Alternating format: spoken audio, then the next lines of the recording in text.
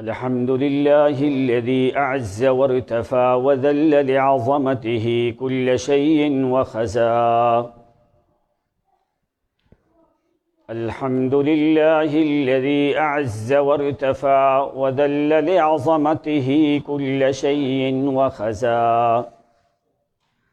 الحمد لله الذي خلق فأبدأ ما خلق، خلق السماوات والأرض فتقا ثم فتق ما رتق، وأقسم جل جلاله بالشفق والليل وما وسق، والقمر إذا اتسك، وأقسم لتركبن طبقا عن طبق.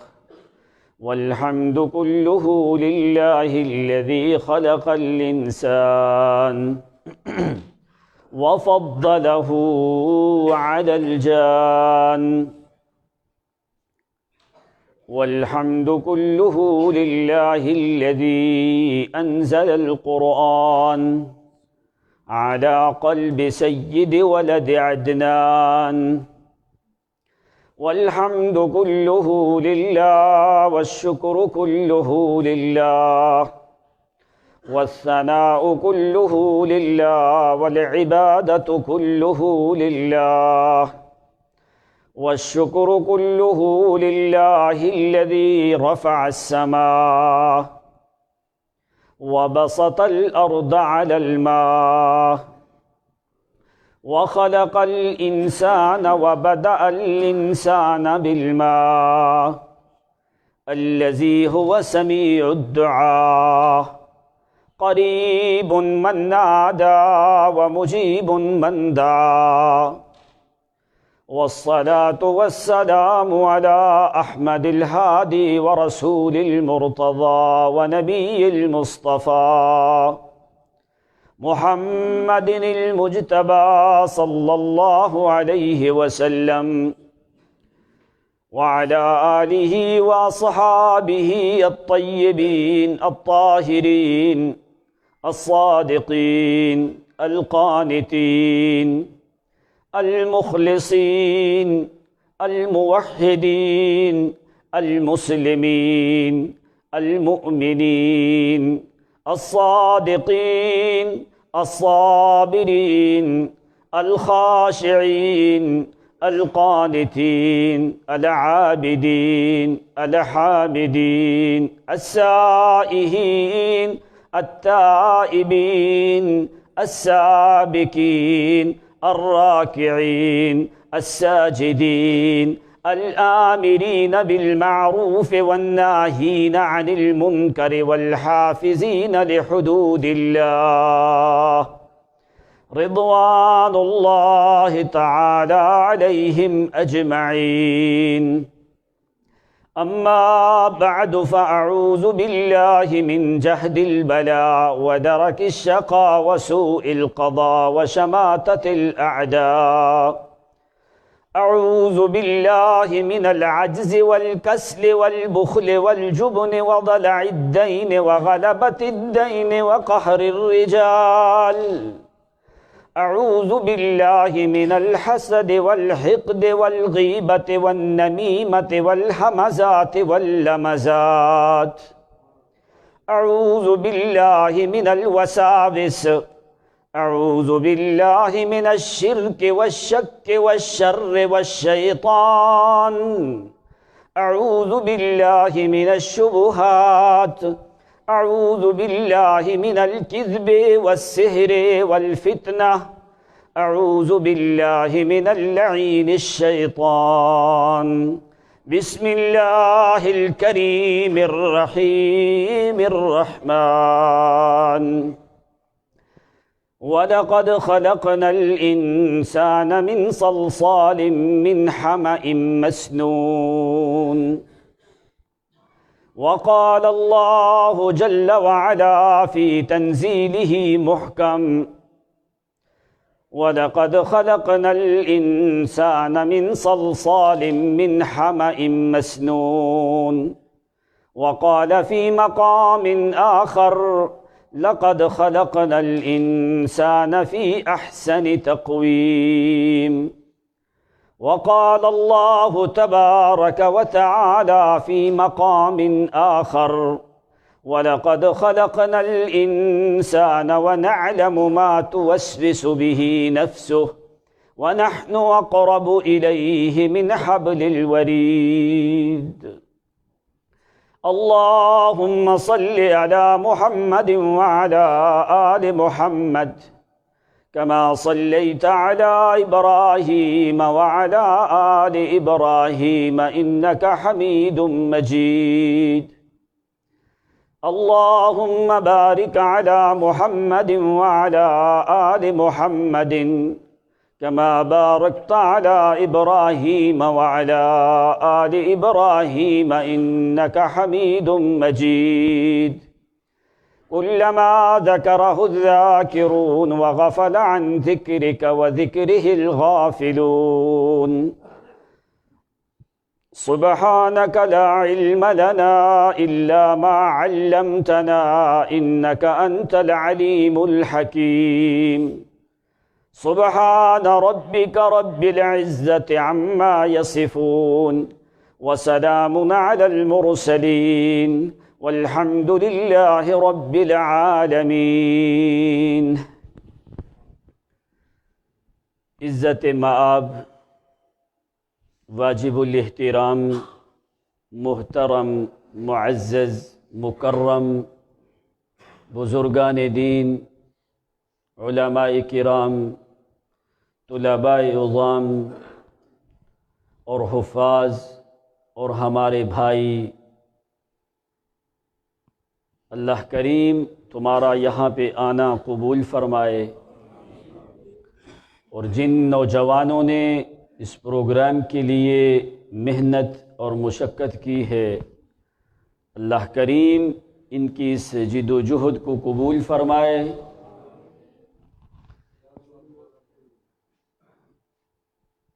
اور حضرت مولانا قاری عصمت اللہ صاحب جو اس گاؤں میں حفظ قرآن کا ماشاءاللہ بڑے اچھے انداز سے کام کر رہے ہیں، اللہ کریم ان کو مزید ترقی عطا فرمائے۔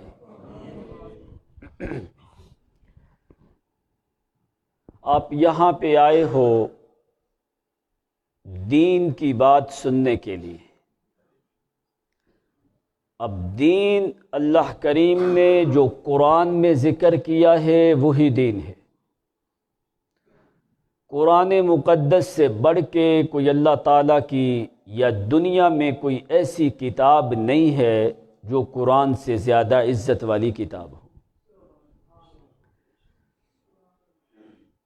اللہ رب العزت نے انسانوں کو سمجھانے کے لیے قرآن مقدس میں ایک سورت کا نام ہی سورت انسان رکھا ہے۔ انسان جب تک اپنی انسانیت کے مطابق وہ زندگی گزارتا ہے تو اس کا مقام ملائکہ سے زیادہ افضل ہے۔ بس چند باتیں آپ کو سمجھانے کا ارادہ ہے کہ انسان کی تخلیق کب کی اللہ تعالیٰ نے، اور انسان کو انسان کیوں کہا جاتا ہے، اور انسان کی زندگی اور تخلیق کا مقصد کیا ہے۔ یہ تین باتیں بڑی اہم ہیں۔ انسان کو اللہ کریم نے کب پیدا کیا، اور انسان کو انسان کیوں کہا جاتا ہے، اور انسان کی تخلیق کا مقصد کیا ہے۔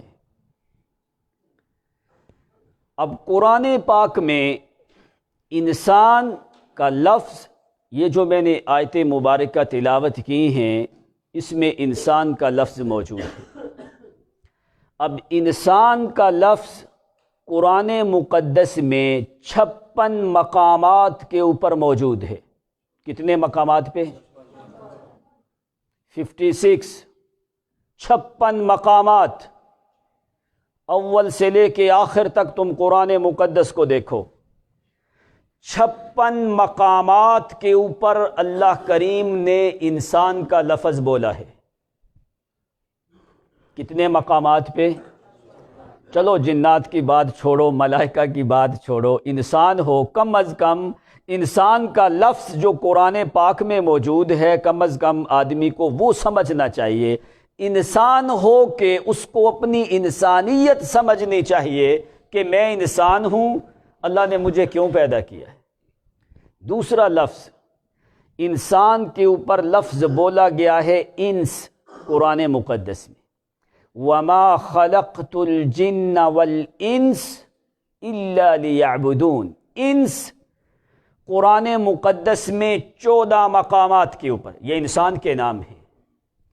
انسان 56 مقامات میں، انس 14 مقامات میں۔ کتنے مقامات میں؟ 56 اور 14 کتنے ہو گئے؟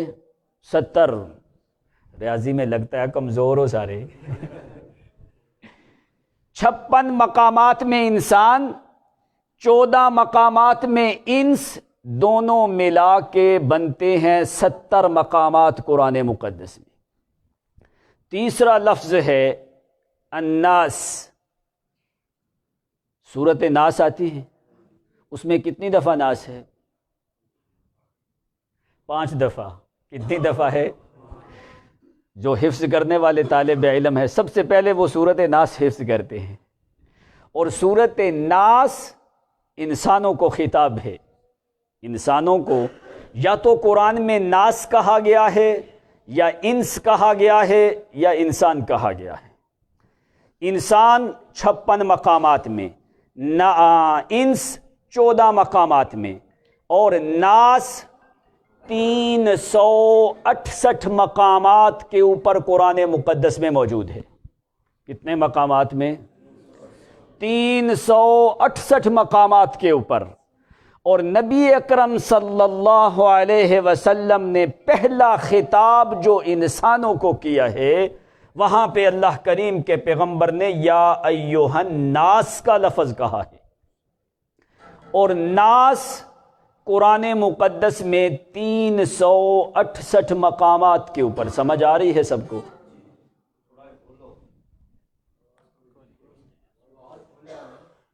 سمجھ آ رہی ہے نا سب کو؟ اگر سمجھ نہ آئی تو کوئی فائدہ نہیں ادھر شور کرنے کا، جب سمجھ نہ آئے تو فوری کہہ دینا کہ سمجھ نہیں آ رہی۔ الانسان فی القرآن 56 مرۃ۔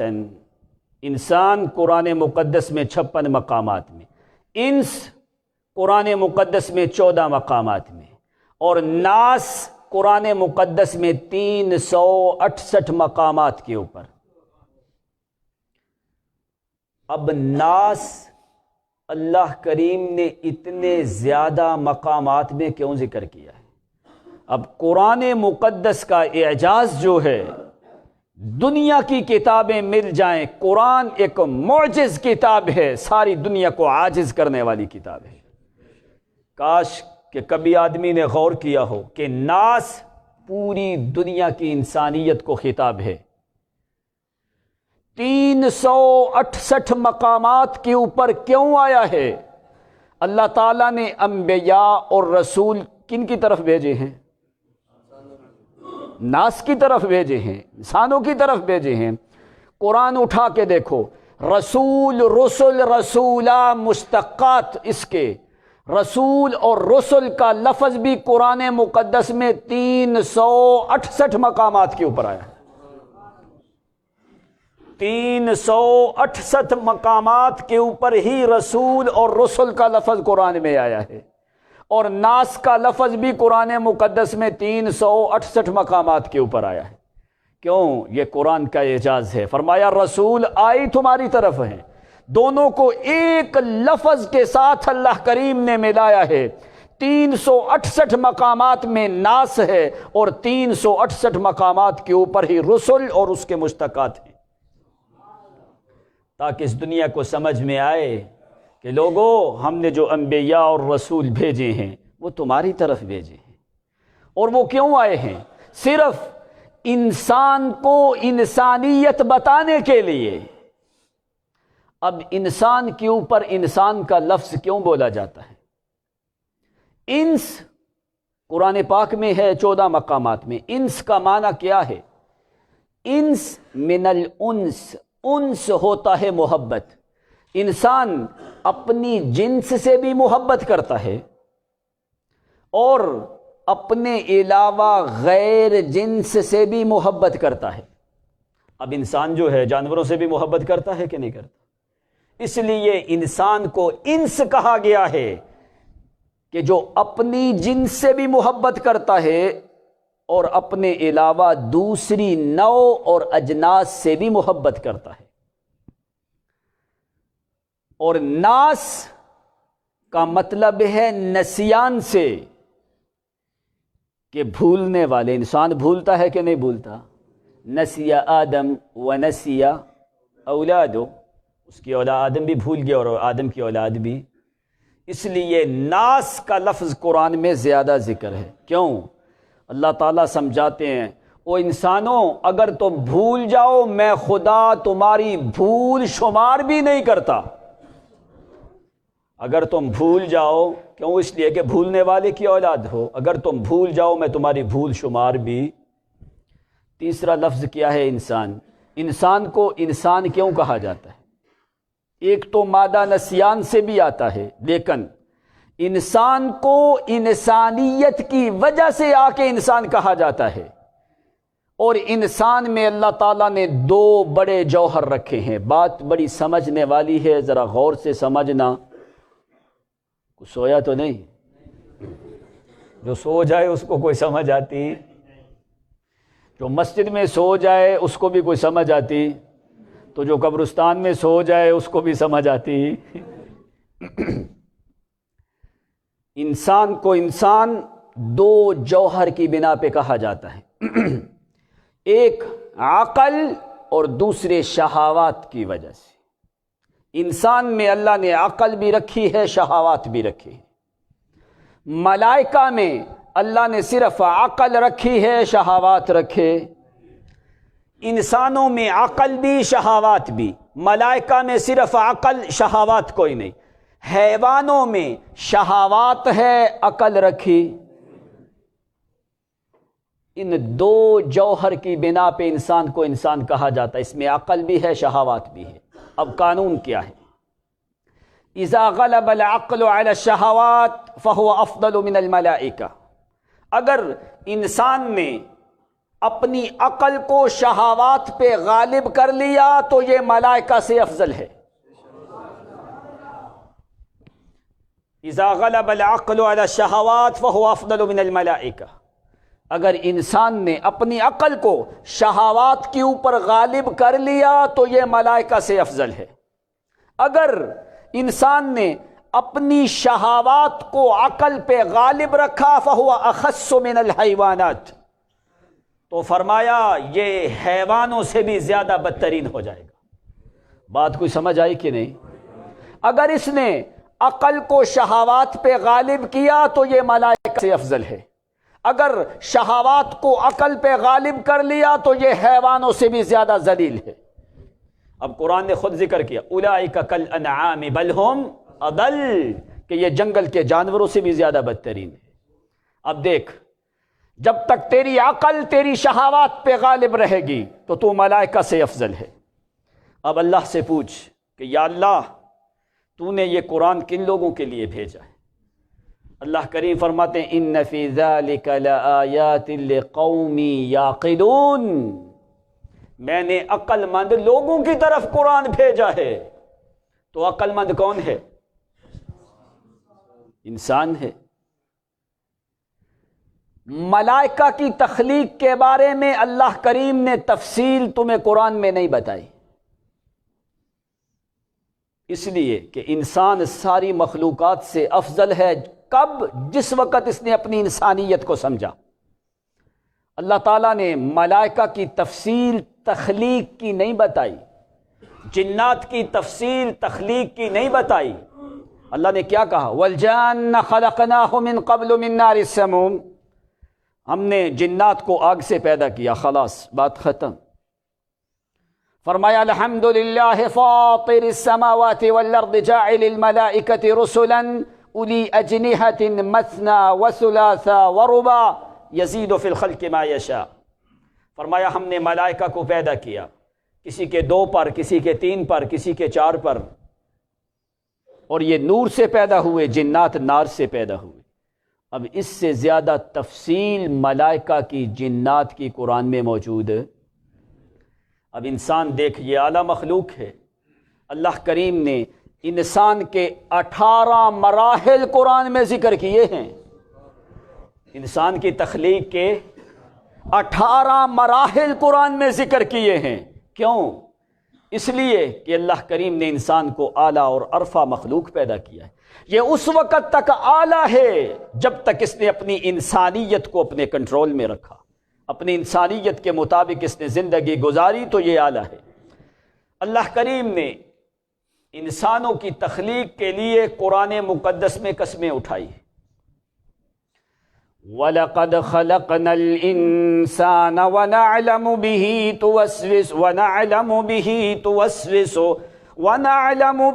مَا توسوس به نفسه ونحن أقرب إليه من حبل الوريد وَلَقَدْ خَلَقْنَا الْإِنسَانَ وَنَعْلَمُ مَا توسوس به نفسه۔ اللہ فرماتے ہیں مجھے اپنی ذات کی قسم ہے کہ میں نے انسان کو پیدا کیا ہے۔ جنات کی تخلیق کے سے پہلے اللہ کریم نے قسم نہیں اٹھائی۔ دوسرا مقام آتا ہے لَقَدْ خَلَقْنَا الْإِنسَانَ فِي أَحْسَنِ تَقْوِيمٍ، مجھے اپنی ذات کی قسم ہے انسان کو میں نے سب سے زیادہ اعلیٰ پیدا کیا ہے۔ تیسرا مقام آتا ہے لَقَدْ خَلَقْنَا الْإِنسَانَ فِي كَبَدٍ، میں نے انسان کو دقت اور مشقت سے پیدا کیا ہے، بڑی مشقت والا پیدا کیا ہے۔ وَلَقَدْ كَرَّمْنَا بَنِي آدَمَ، لام اور قد جب ماضی پہ آتا ہے معنی قسم کا دیتا ہے۔ اللہ کریم فرماتے ہیں وَلَقَدْ كَرَّمْنَا بَنِي آدَمَ، مجھے اپنی جلال کی قسم ہے کہ لوگوں انسان کو میں نے بڑی عزت اور شرف والا پیدا کیا ہے۔ ایسی قسمیں اللہ تعالیٰ نے کسی اور مخلوق کے لیے اٹھائیں؟ وَالتِّينِ وَالزَّيْتُونِ وَطُورِ سِينِينَ وَهَذَا الْبَلَدِ الْأَمِينِ لَقَدْ خَلَقْنَا الْإِنسَانَ فِي أَحْسَنِ تَقْوِيمٍ، مجھے انجیر کی قسم، مجھے زیتون کی قسم، مجھے طور سینا کی قسم، مجھے فرمایا اس امن والے شہر کی قسم۔ اللہ تو نے یہ کیوں قسمیں اٹھائی ہیں؟ تین کی قسم، انجیر کی قسم، زیتون والے علاقے شام کی قسم، مجھے اس طور سینا پہاڑ کی قسم جس پہاڑ کے اوپر موسیٰ پیغمبر کے ساتھ باتیں ہوا کرتی تھیں۔ وَهَذَا الْبَلَدِ الْأَمِينَ، مجھے اس امن والے مکہ شہر کی قسم۔ 4 قسمیں اٹھا کہ اللہ تو نے یہ کیوں قسمیں اٹھائی ہیں؟ اللہ فرماتے ہیں لَقَدْ خَلَقْنَا الْإِنسَانَ فِي أَحْسَنِ تَقْوِيمٍ، اس لیے کہ میں نے انسان کو بڑا عزت اور شرف والا پیدا کیا ہے۔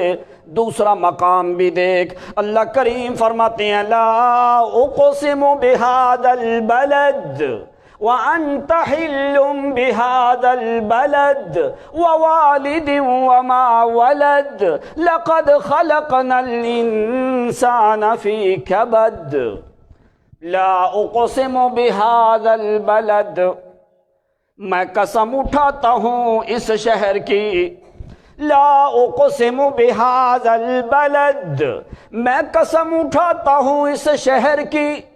اللہ کریم خطاب کر رہے ہیں محمد عربی کو، فرمایا میرا پیغمبر لا اقسم بہذا البلد، میں قسم اٹھاتا ہوں اس شہر کی۔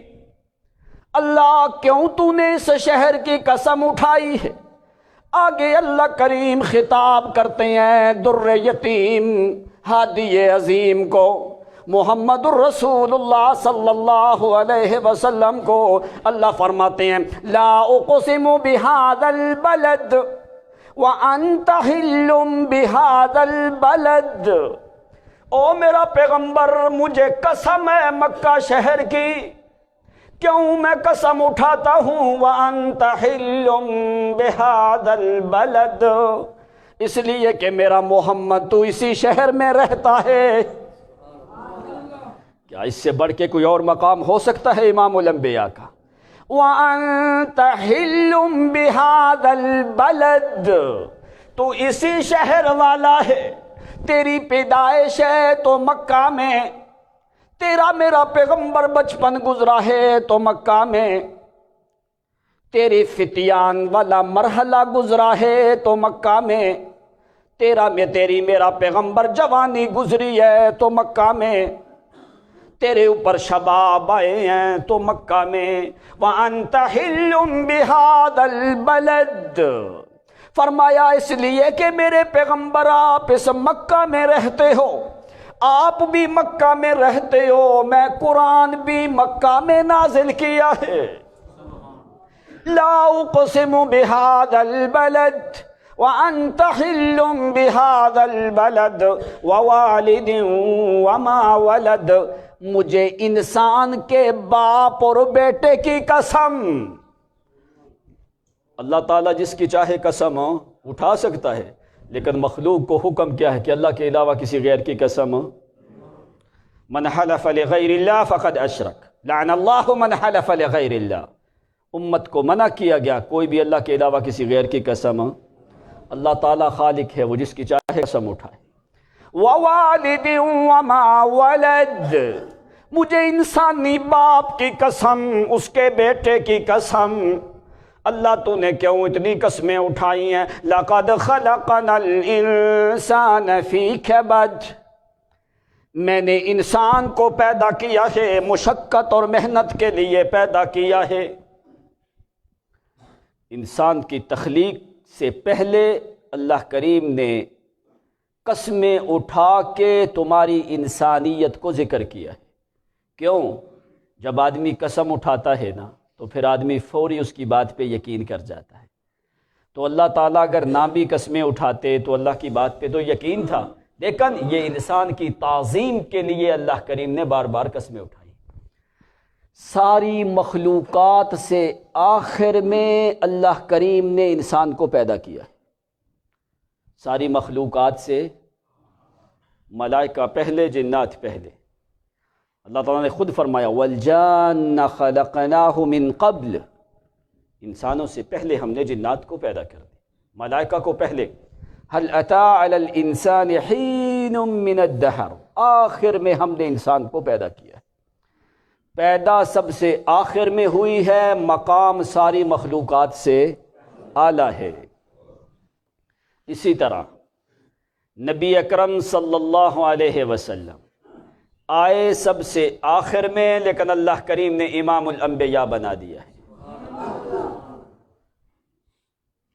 تو اللہ تعالیٰ کے ہاں انسان کا مقام اس وقت تک بلند ہے جب اس نے اپنی عقل کو اپنے شہوات کے اوپر غالب کر لیا اور انسانیت کے مقصد کا حق ادا کیا۔ اب دیکھ کیسے انسان کو پیدا کیا۔ آدم کے بارے میں اور انسان کی ابتدا کے بارے میں اللہ کریم 6 مراحل پہلے ذکر کیے اور 6 مراحل آگے ذکر کیے، اور پھر 6 مراحل جو ہے دنیا میں آنے کے بعد ذکر کیے۔ پہلا مرحلہ کیا ہے؟ انسان کو کس چیز سے پیدا کیا گیا؟ اللہ کریم نے کیا فرمایا؟ وَهُوَ الَّذِي خَلَقَ مِنَ الْمَاءِ بَشَرًا فَجَعَلَهُ نَسَبًا وَصِهْرًا، پہلی چیز، پہلا عنصر، خلق من الماء بشرا، اللہ کریم نے انسان کو پانی سے پیدا کیا۔ کیسے؟ ادھر قرآن مقدس فرماتے ہیں انی خالق بشرا من طین۔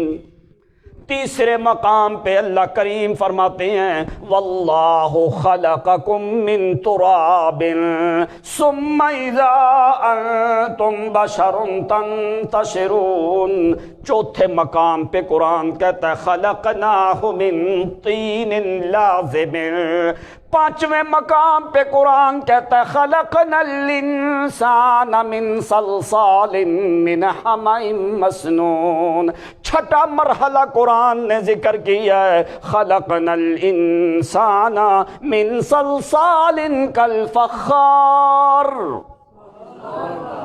یہ ہیں 6 مرحلے۔ اب ان میں فرق کیا ہے؟ کیسے اللہ کریم نے پیدا کیا؟ خلقکم من تراب۔ اب بس اپنی تخلیق تو سمجھ، اللہ کریم نے کیسے طریقے سے ٹھہر ٹھہر کے آہستہ آہستہ انسان کو پیدا کیا۔ خلقکم من تراب واللہ خلقکم من تراب۔ تراب کہا جاتا ہے عام مٹی کو۔ کس کو؟ اللہ کریم نے کچھ زمین کے کناروں سے مٹی کو جمع کیا ہے، مختلف زمین کے حصوں سے مٹی کو جمع کیا ہے، اس کو کہا جاتا ہے خلقکم من تراب۔ اللہ کریم نے زمین کے مختلف حصوں سے مٹی کو جمع کیا ہے۔ جمع کر کے دوسرا مرحلہ قرآن ذکر کرتا ہے الذی خلقکم خلق وہو الذی خلق الانسان من ماء۔ اس مٹی کو جمع کر کے اس کے اندر اللہ کریم نے پانی کو داخل کیا ہے۔ دوسرے مقام پہ قرآن کہتا ہے خلقکم من ماء۔ تیسرے مقام پہ اللہ کریم فرماتے ہیں وَجَعَلْنَا مِنَ الْمَاءِ كُلَّ شَيْءٍ حَيٍّ۔ ہر چیز کی زندگی کے لیے ہم نے پانی کو بنایا ہے۔ اگر پانی نہیں تو کوئی بھی زی روح چیز زندہ رہ سکتی۔ اب پانی پتہ ہے قرآن مقدس میں اللہ کی کتاب سے بڑھ کے کوئی عظیم اور اعلیٰ کتاب نہیں ہو سکتی۔ تم سمجھتے ہو پانی ایک ہی ہے بس پینے والا؟ اب قرآن کا خزانہ دیکھ، قرآن مقدس میں 23 قسم کے پانیوں کا ذکر ہے۔ کتنے قسم کے؟ 23 قسم کا پانی کا ذکر ہے قرآن مقدس میں۔ افسوس کہ لوگوں نے اللہ کی کتاب کو چھوڑ دیا، کہانیوں کے پیچھے، قصص کے پیچھے، مولویوں کے پیچھے، جھوٹی کتابوں کے پیچھے، پیروں کے پیچھے، احبار و رہبان کے پیچھے چلے۔ کون سی ایسی کتاب ہے، کون سی ایسی چیز ہے جو تمہیں اللہ کی کتاب سے نہیں ملتی؟ تو قرآن پتہ کیسی کتاب ہے؟ ساری دنیا کی کتابیں بھی مل جائیں۔ آیات حق من الرحمن محدثۃ، آیات حق من الرحمن محدثۃ قدیمۃ صفۃ الموصوف بالقدم۔ وہ کہنے لگا یہ رحمان کی طرف سے آیات ہیں، ساری دنیا کے جنات اور ملائکہ انسان بھی مل جائیں، او لوگو لاؤ قرآن جیسی ایک آیت تو ثابت کر کے دو۔ آیات حق من الرحمن محدثۃ۔ زمانہ 1400 سال کا گزر گیا لیکن قرآن اسی طرح تر و تازہ ہے جیسے آج محمد کے سینے پہ نازل ہوا ہے۔ آیات حق من الرحمن محدثۃ قدیمۃ صفۃ الموصوف بالقدم۔ کہتا ہے اگر قرآن کا اندازہ کرنا ہے تو کیا کر، لہا معان کا موج البحر فی مدد فی جوہرہ فی الحسن والقیم۔ کہتا ہے کبھی سمندر کے کنارے کے اوپر کھڑے ہو کہ تو نے سمندر کی موجیں دیکھی ہیں؟ دن کے ٹائم پہ موجیں کنارے کی طرف آتی ہیں، جس وقت سورج غروب ہونے لگتا ہے تو موجیں واپس سمندر کی طرف جانے لگتی ہیں۔ کہتا ہے سارا دن سمندر کے کنارے پہ کھڑا رہ دیکھتا رہتا ہے، ایک سے بڑھ کے دوسری موج بڑی آتی ہے، ایک موج سے بڑھ کے دوسری موج بڑی آتی ہے۔ جس طرح موجیں سمندر سے ختم نہیں ہوتی، اللہ کی قسم اسی طرح قرآن کے خزانے ختم نہیں ہوتے۔ لہا معان کموج البحر فی مدد فی جوہرہ فی الحسن والقیم۔ کہتا ہے آدم سے لے کے رہتی دنیا تک لوگ جو ہیں سمندر کے کنارے سے مونگے اور موتی تلاش کرتے رہتے ہیں۔ سمندر سے نکلتے ہیں نا مونگے اور موتی۔ کہتا ہے آدم سے لے کے قیامت تک لوگ جو ہیں وہ سمندر سے مونگے اور موتی لیتے رہیں گے، لیتے رہتے ہیں۔ جس طرح سمندر سے ساری دنیا مونگے موتی لیتی ہے، سمندر سے وہ خزانہ موتیوں والا ختم ہوتا۔ لہا معان کموج البحر فی مدد فی جوہرہ فی الحسن والقیم۔ کہتا ہے تو قرآن کے کنارے پہ کھڑا ہو کے قرآن مقدس کے خزانے والے مونگے موتی لیتا رہے، اللہ کی قسم تیری زندگی ختم ہو جائے گی، قرآن کا خزانہ ختم ہونے والا۔ کیوں؟ ردت بلاغتها دعوی معارضها رد الغیور ید الجانی عن الحرم کأنها الحوض تبید الوجوہ به من العصاة وقد جاؤوہ کالہمم۔ یہ بڑا لمبا موضوع ہے اس طرف، یہ انشاءاللہ پھر کسی مقام پہ۔ اب قرآن مقدس میں 23 قسم کے پانیوں کا ذکر ہے۔ بس آج صرف اپنی تخلیق کے مراحل سمجھ کہ اللہ کریم نے تمہیں کیسے پیدا کیا ہے۔ خلقکم من تراب، ساری دنیا سے مٹی کو جمع کیا ہے، پھر کیا کیا ہے؟ خلق من الماء بشرا، خلق من الماء بشرا، ساری زمین سے مٹی کو جمع کر کے اس میں اللہ کریم نے پانی کو ڈالا ہے۔ کیا کیا ہے؟ پانی کو ڈال دیا ہے۔ جس وقت اس میں پانی داخل ہوتا ہے اس کا نام بدل جاتا ہے۔ نام اللہ کریم نے پھر کیا فرمایا؟ انی خالق بشرا من طین۔ تراب ہوتی ہے جس وقت اندر پانی داخل نہیں ہوا، ساری مٹی کو جمع کر کے اس کے اندر پانی ڈال کے اللہ کریم نے رکھ دیا ہے۔ جس وقت مٹی میں پانی ڈلتا ہے، پانی ڈلنے سے پہلے نام اس کا تراب ہے۔ کیا ہے؟ تراب ہے۔ جب پانی ڈلا ہے دوسرا عنصر ہے، پانی ڈال کے رکھ دیا ہے، جس وقت رکھ دیا جاتا ہے اس کا نام رکھ دیا خالقکم بشرا من طین۔ مٹی میں پانی مل جائے اس کو تین کہا جاتا ہے۔ کیا کہا جاتا ہے؟ یہ تیری پیدائش کا تیسرا مرحلہ ہے۔ مٹی لی، اس میں پانی ڈالا، اس کو رکھ دیا، کیا ہو گئی؟ طین۔ اب چوتھا مرحلہ کیا ہے؟ اللہ کریم فرماتے ہم نے رکھ دیا، کیا کیا؟ خلقناہ من طین لازب۔ پہلے فرمایا تین، دوسرے مقام پہ اللہ کریم فرماتے ہیں من طین لازب۔ پانی جس وقت اندر چلا گیا مٹی میں، اس کو رکھ دیا، اس کو ہوا لگی ہے، اس مٹی کے ذرات نے ایک دوسرے کو پکڑ لیا۔ جس طرح آٹا نہیں گوندا جاتا، مٹی نے ایک دوسرے کو پکڑ لیا ہے، اس کو کہا جاتا ہے طین لازب۔ چپکنے والی مٹی، یشد بعضہ ببعض، سارے مٹی کے تراب کے ذرات آپس میں ایک جان ہو گئے۔ جیسے انسان کے اعضاء جو ہیں ایک انسان کے اعضاء ہیں، فرمایا اس کا نام پھر رکھا قرآن نے طین لازب، مطلب کیا ہے؟ متماسک، یشد بعضہ ببعض، ساری مٹی کے ذرات آٹے کی طرح گوندے گئے، اس کے بعد ایک دوسرے کو انہوں نے مضبوطی سے پکڑ لیا، زمین مٹی کا ایک ذرہ بھی جدا رہا۔ تراب، اندر ماء، پانی کو داخل کیا، دوسرا مرحلہ۔ تیسرا مرحلہ طین، اس کو پانی ڈال کے رکھ دیا ہے۔ چوتھا مرحلہ طین لازب، اس کو گوندھ دیا ہے، یشد بعضہ ببعض،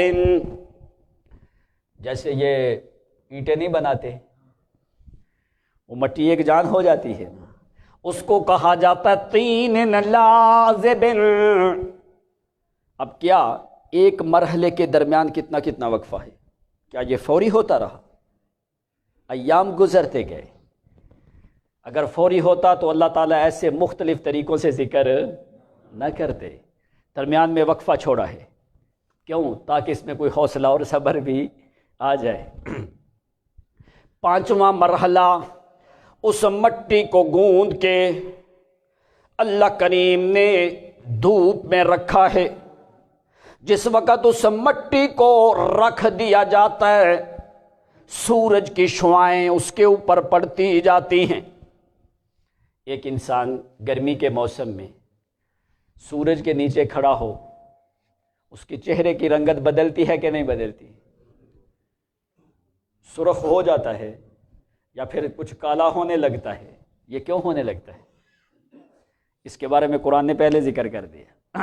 فرمایا ہم نے اس کو دھوپ میں رکھ دیا، انسان کی مٹی کو گوندھ کے، پہلے تراب لی ہے، پانی داخل کیا ہے، گوندھ دیا ہے، طین لازب بنا کے گوندھ کے مٹی کو، ہوا بھی لگ گئی، پانی بھی اندر داخل ہو چکا ہے۔ اس کے بعد ہم نے اس کو سورج کے نیچے رکھ دیا۔ جس وقت سورج کی شعاعیں اس کے اوپر پڑنے لگیں تو کیا ہوا؟ خلقنا الانسان من صلصال من حمأ مسنون۔ حما کہا جاتا ہے یتغیر لونہ بالسوداء او بالاسود، کہ دھوپ کی وجہ سے اس کی رنگت بدلنے لگے۔ مٹی کو لوگ رکھ دیتے ہیں نا، دھوپ کی وجہ سے آ کے اس کی رنگت بدلنے لگی، اس میں کچھ سفیدی کے اندر کچھ سرخی آنے لگی، سرخی بھی آنے لگی، کچھ دھوپ کی حرکت اور تپش بھی آنے لگی، اس کی رنگت اس مٹی کی بدل گئی۔ جس وقت رنگت مٹی کی بدل گئی، اس بدلی ہوئی رنگت کو قرآن نے کہا خلقنا الانسان من صلصال من حمأ مسنون۔ پانچواں مرحلہ ہے یہ انسان کی تخلیق کا، ایام گزرتے رہے درمیان میں۔ اس کے بعد کیا کیا ہے؟ فرمایا جس وقت رنگت بدل گئی، اس کے بعد ہم نے کیا کیا ہے؟ ہم نے آدم کے اعضاء بنانے شروع کیے، آدم پیغمبر کے اعضاء بنائے، مسنون، اس ڈھانچے کو کہا جاتا ہے جو شکل و صورت بننے لگی۔ تو فرمایا شکل و صورت بنا کے اللہ تو نے کیا کیا؟ اللہ فرماتے ہیں خلقنا الانسان من صلصال کالفخار، پورا وجود بنا کے آدم کا وہاں پہ رکھ دیا ہے، سخت وجود ہو گیا ہے، کالفخار، ٹھیکری کی طرح، جس طرح وہ کھٹکنے لگتی ہے۔ کیوں؟ مٹی کو دھوپ لگی ہے، خشک ہو گئے، آدم پیغمبر کا وجود بن گیا۔ کتنے مرحلے ہو گئے؟ تو اللہ کریم نے ملائکہ کو ابھی تک حکم دیا، اللہ پھر کیا کیا؟ بات ذرا سمجھنے والی ہے، غور سے سمجھنا۔ پورے مراحل تیار، آدم پیغمبر تیار، اس کے بعد اللہ فرماتے ہیں وَنَفَخْتُ فِيهِ مِن رُّوحِي، اس وقت تک آدم نے حرکت نہیں کی جب تک اللہ کریم نے روح نہیں پھونکی۔ جس وقت تک روح نہیں پھونکی اس وقت تک آدم نے حرکت فرمایا وَنَفَخْتُ فِيهِ مِن روحی، اس کے بعد ہم نے آدم پیغمبر کے اندر اپنی روح کو پھونکا ہے۔ تو اللہ پھر کیا کیا ہے؟ اللہ فرماتے ہیں قُلْنَا لِلْمَلَائِكَةِ اسْجُدُوا لِآدَمَ، روح پھونکنے کے بعد ہم نے ملائکہ کو حکم دیا کہ ابھی آدم کی تعظیم کرو۔ روح پھونکنے سے پہلے کیوں نہیں حکم دیا؟ بات سمجھ آ رہی ہے؟ روح پھونکنے سے پہلے جب تک روح نہیں آئی اللہ نے ملائکہ کو حکم دیا، کیوں؟ اس لیے کہ روح نہ ہو تو آدمی کو پتہ چلتا، کوئی جانتا سنتا پہچانتا۔ اب قرآن مقدس ایک آیت سے کئی مسائل حل کر دیتے، یہ اللہ کی کتاب کا خاصہ ہے۔ جب تک روح نہیں آئی اس وقت تک ملائکہ کو حکم نہیں دیا کہ آدم کی تعظیم کرو۔ فرمایا وَنَفَخْتُ فِيهِ مِن روحی فَقَعُوا لَهُ سَاجِدِينَ۔ علماء جانتے ہیں فَقَعُوا فا تعقیب کے لیے ہے، روح پہلے پھونکی ہے، سجدے کا حکم بعد میں دیا ہے۔ فَقَعُوا لَهُ سَاجِدِينَ، اس کے بعد روح پھونکی ہے۔ اللہ روح تو نے پھونک دی آدم پیغمبر میں، اس کے بعد تو نے حکم دیا ہے۔ قرآن تمہیں سمجھانا چاہتا ہے کہ جب تک بندے میں روح نہ ہو تو حرکت کرنے کے قابل، جب تک روح نہ ہو تو نمازیں پڑھنے کے قابل، جب تک روح نہ ہو تو سجدہ کر سکتا، جب تک روح نہ ہو تو قیام کر سکتا، جب تک روح نہ ہو تو کوئی دیکھ سکتا، جب تک روح نہ ہو تو چل سکتا، جب تک روح نہ ہو تو سن سکتا۔ ادھر آ کے لوگ شور ڈال دیتے ہیں، کہتے نہیں جی سنتا ہے، دیکھتا بھی نہیں، جانتا بھی نہیں، سنتا بھی۔ یہ تو قرآن کا فیصلہ ہے۔ اگر اللہ کی کتاب پہ یقین ہے تو پھر یقین رکھ کہ جب تک روح نہ ہو، روح نکل جائے قیامت سے پہلے واپس بھی نہیں آتی اور بندہ جانتا سنتا بھی۔ یہ لائٹ نظر آ رہی ہے آپ کو؟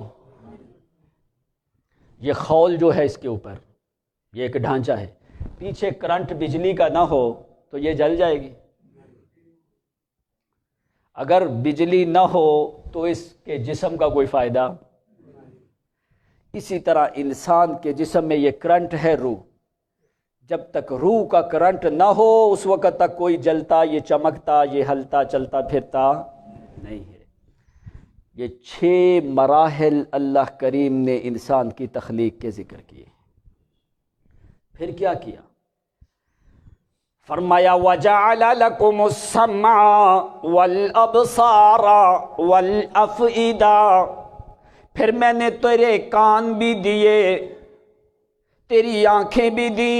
أَلَمْ نَجْعَلْ لَهُ عَيْنَيْنِ وَلِسَانًا وَشَفَتَيْنِ وَهَدَيْنَاهُ النَّجْدَيْنِ، یہ سارا کچھ دیا ہے اللہ۔ یہ سارے دلائل تو نے کن کو سمجھائے ہیں؟ فرمایا لَآيَاتٍ لِقَوْمٍ يَعْقِلُونَ،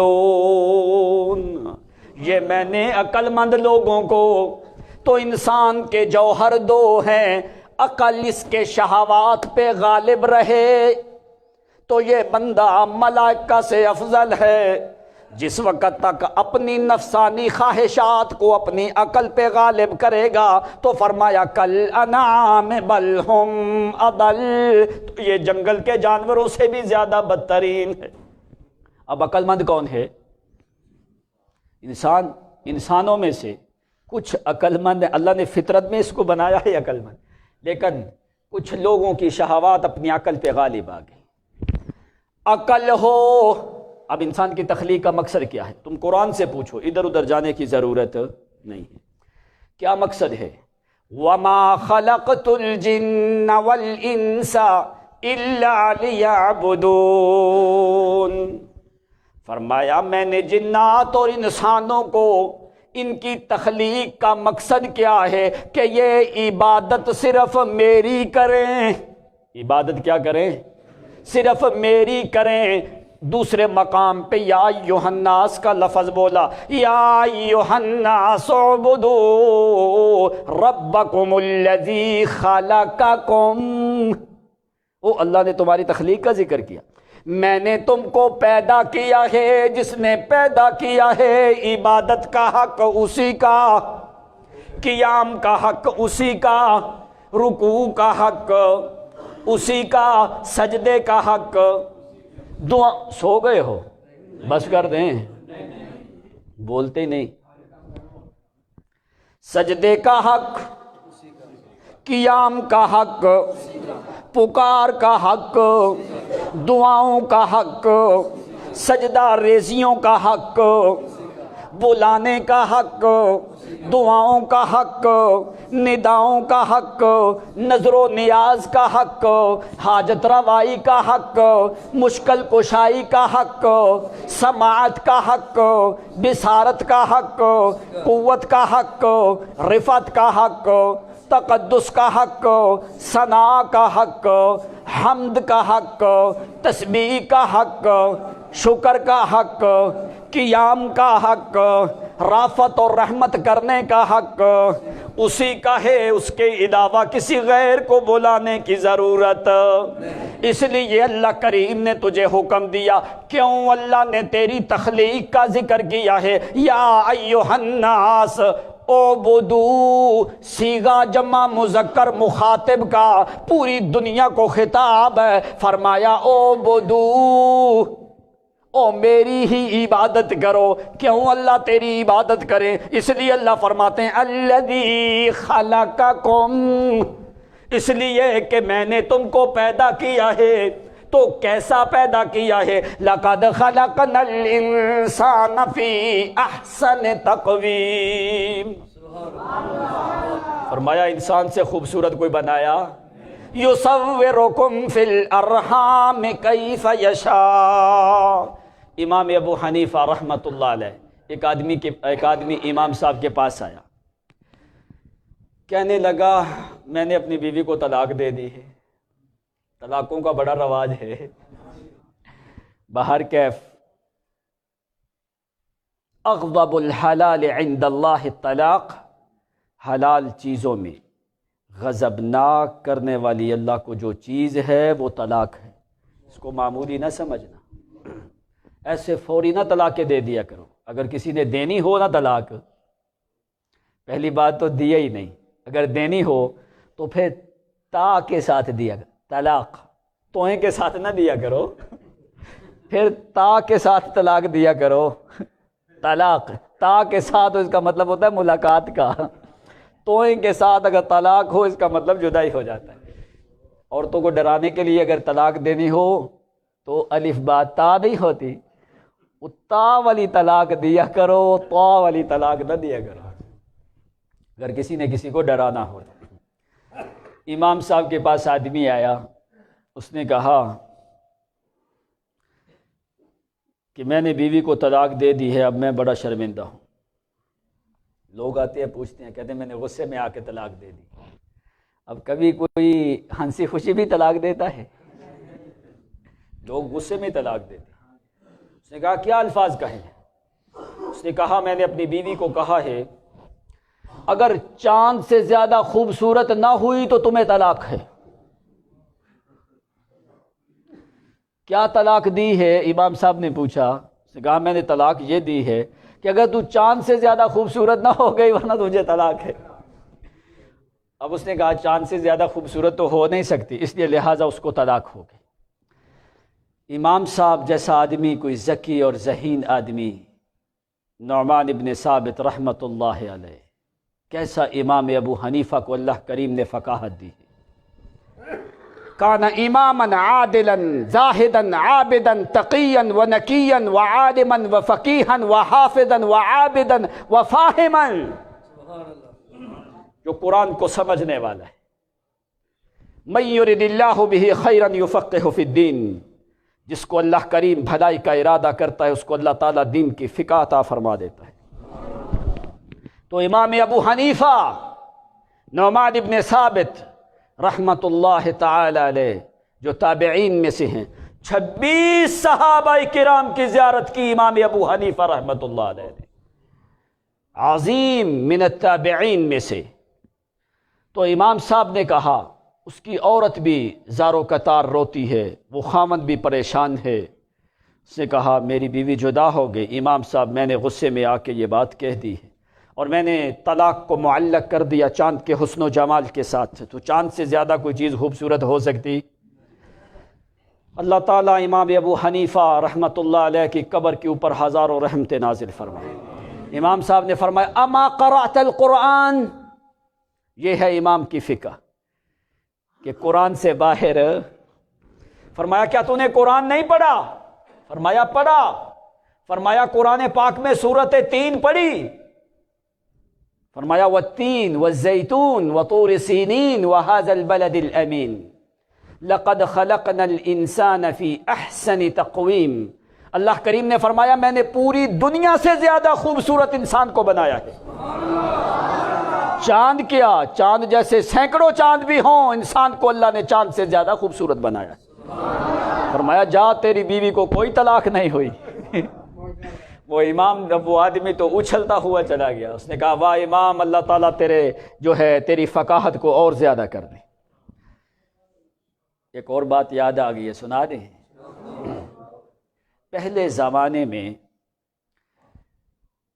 چھت کے اوپر چڑھنے کے لیے یہ تمہاری ایسی سیڑھیاں نہیں ہوتی تھی جس طرح بھی بناتے ہو، وہ لکڑی کی سیڑھیاں لگاتے اور اتارتے، لگاتے اور اتارتے۔ ایک آدمی کی بیوی چھت پہ جا رہی تھی، یہ بھی امام صاحب کے زمانے کی بات ہے۔ تو اس نے کہا اگر تو اوپر گئی تمہیں طلاق، اگر نیچے آئی تمہیں طلاق۔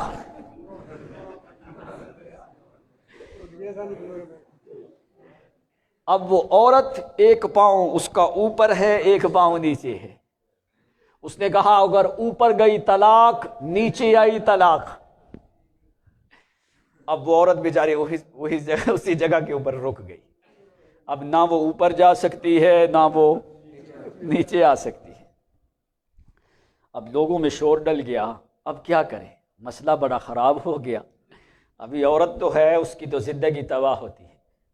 دوڑے لوگ، جس وقت لوگ جو ہے نا کسی مشکلات میں پھنس جاتے تو وہ کہتے جاؤ امام ابو حنیفہ کے پاس۔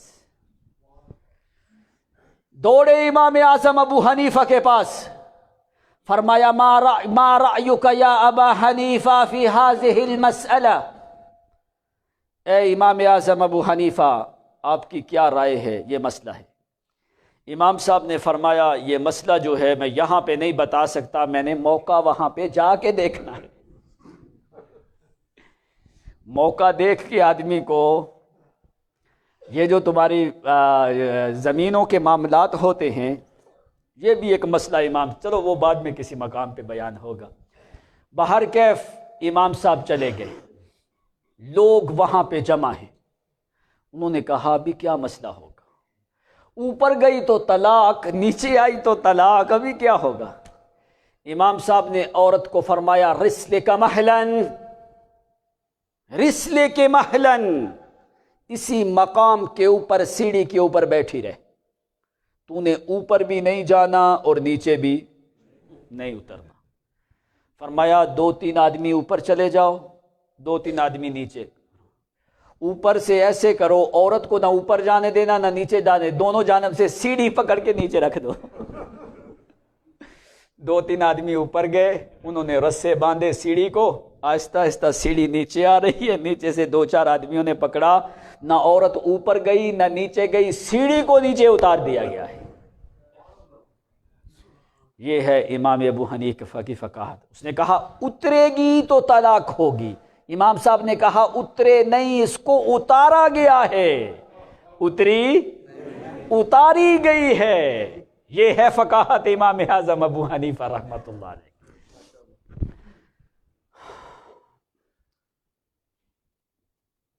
تو فرمایا قرآن پاک کی اسی آیت سے امام اعظم نے استدلال کیا، فرمایا کہ اللہ کریم نے ساری دنیا سے زیادہ خوبصورت انسان کو بنایا ہے، جا تیری بیوی کو طلاق ہوئی، لَقَدْ خَلَقْنَا الْإِنسَانَ فِي أَحْسَنِ تَقْوِيمٍ،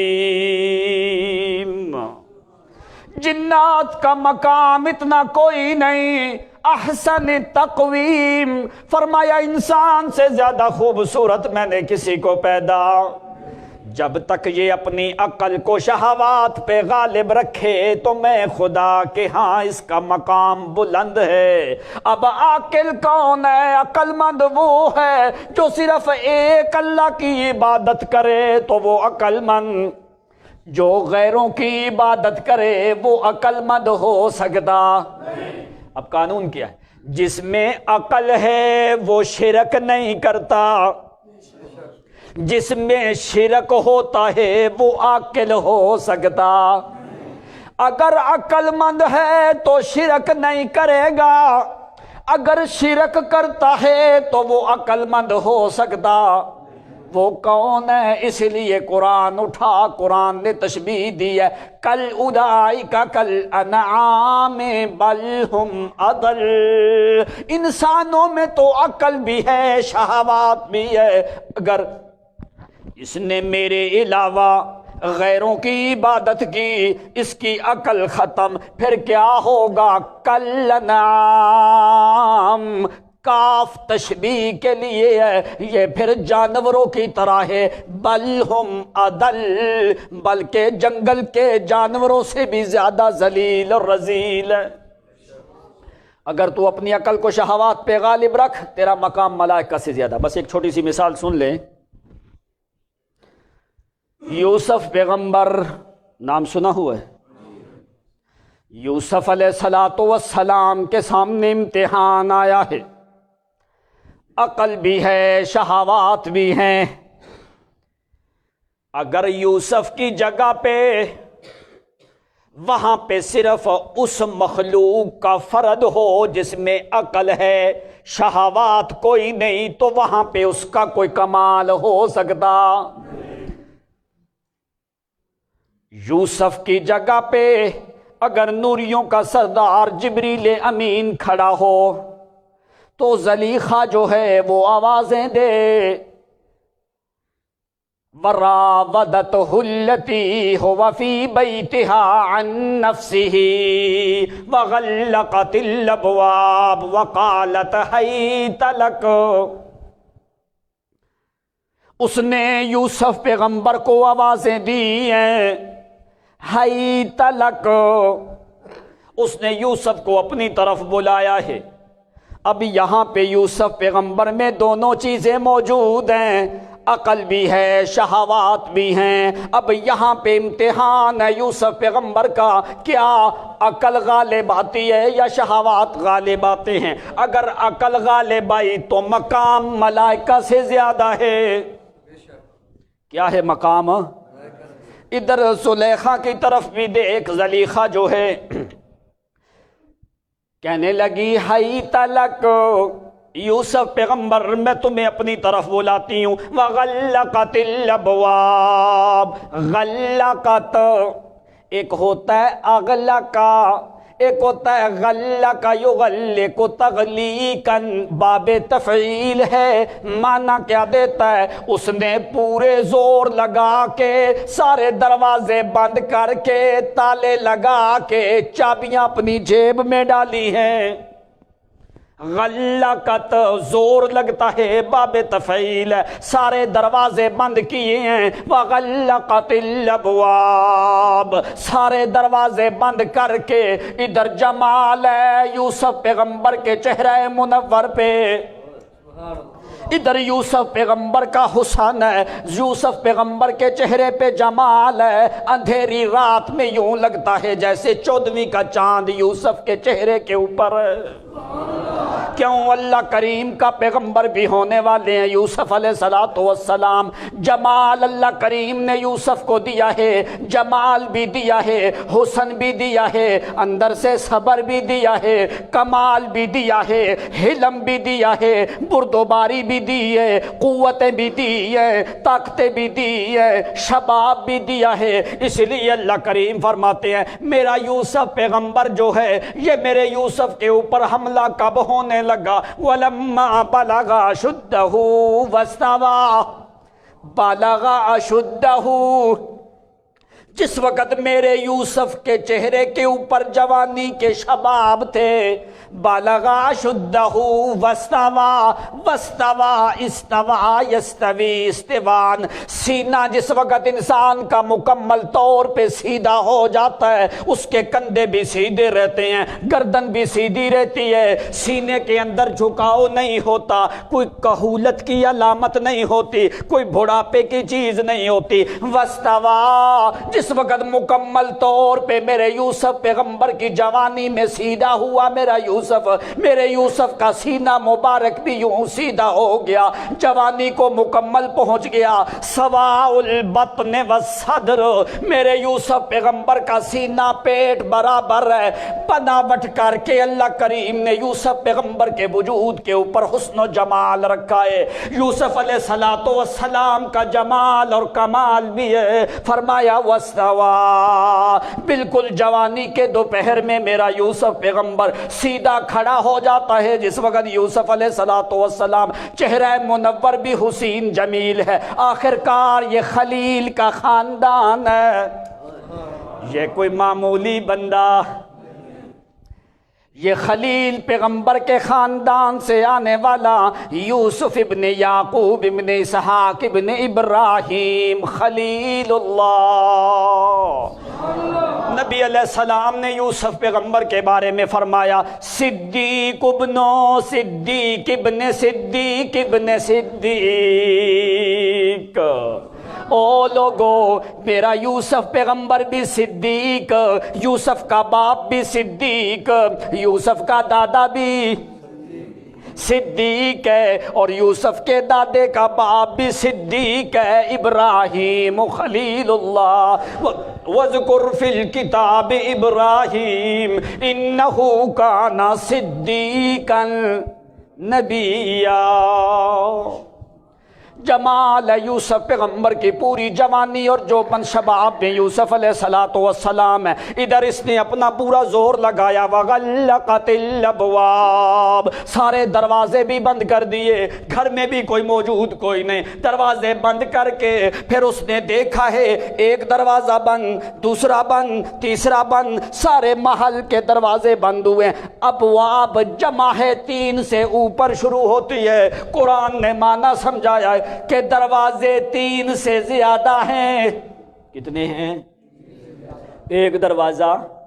وَغَلَّقَتِ الْأَبْوَابِ، ابواب باب کی جمع ہے، سارے دروازے بند کیے، باہر کا دروازہ بند، پھر اس کے اندر کا دروازہ بند، پھر صحن کا دروازہ بند، پھر آگے جو ہے لانچ کا دروازہ بند کیا ہے، پھر برآمدے کا دروازہ بند کیا ہے، پھر کمرے کے دروازے بند کیے ہیں، سارے دروازے بند کر کے قالت حیت لک، کہنے لگی یوسف میں تمہیں اپنی طرف بلاتی ہوں، بے حیائی کی دعوت دینے لگی۔ لیکن یوسف پیغمبر کی عقل جو ہے وہ شہوات پہ غالب ہے، عقل جو ہے وہ شہوات پہ غالب ہے۔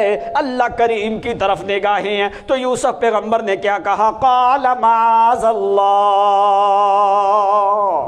انہ ربی، کیا کہا؟ انہ ربی۔ کیوں یوسف نے یہاں پہ رب کا لفظ ذکر کیا ہے؟ ادھر اللہ تمہیں حکم کیا دیتا ہے؟ یا ایھا الناس اعبدوا ربکم۔